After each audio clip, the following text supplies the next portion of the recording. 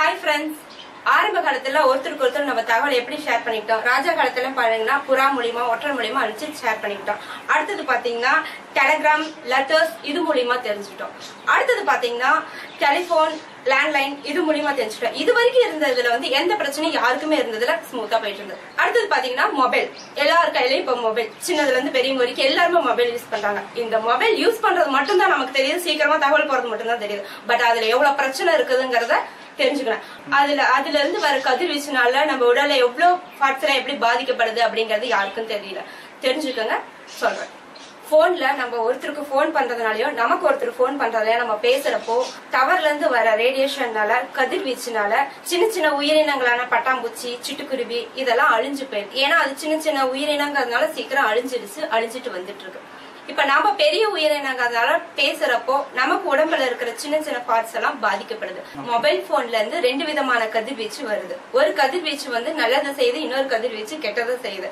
அந்த ஒரு நல்லது செய்யற கதிர்வீச்சுனாலதான் நம்ம கிளியரா ஒருத்தரோட வாய்ஸ கேட்க முடியுது, பேச முடியுது, இதெல்லாம் நடக்குது. ரெண்டாவது கதிர்வீச்சுனால பாத்தீங்கன்னா மனித உறுப்புகள் பாதிக்கப்படுது. அந்த கதிர்வீச்சுனால உச்சந்தலையில இருந்து உள்ளங்கால் வரைக்கும் எல்லா உறுப்புகளும் பாதிக்கப்படுது. அதுல மெயினா பாத்தீங்கன்னா மண்டையோடு, மனிதன் மண்டையோடு தான் ஸ்ட்ராங் ஆனது. அதே நாளடைவுல ஒடுங்க ஆரம்பிக்குது. ஒவ்வொருத்தருக்கு பாத்தீங்கன்னா தலைவலி வரும். இது சாதாரண தலைவலின்னு நினைச்சிருக்காதீங்க, நம்ம பேசுற கதிர்வீச்சுனால கூட வரலாம். இது நம்ம லாஸ்ட்ல பிரெயின் டியூமர் வரைக்கும் கொண்டு போய் விட்டுரும்.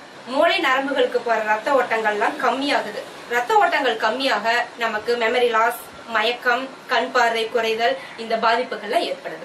வெளியே யூஸ் பண்ற செல்னால உடம்புக்குள்ள இருக்கிற செல்ஸ்கள் எல்லாம் பாதிக்கப்படுது. அதுல குறிப்பா பாத்தீங்கன்னா சிவப்பு அணுக்கள், வெள்ளை அணுக்கள், நோய் எதிர்ப்பு சக்தியை அதிகப்படுத்துற வெள்ளை அணுக்கள் முக்காவாசி பாதிக்கப்படுது.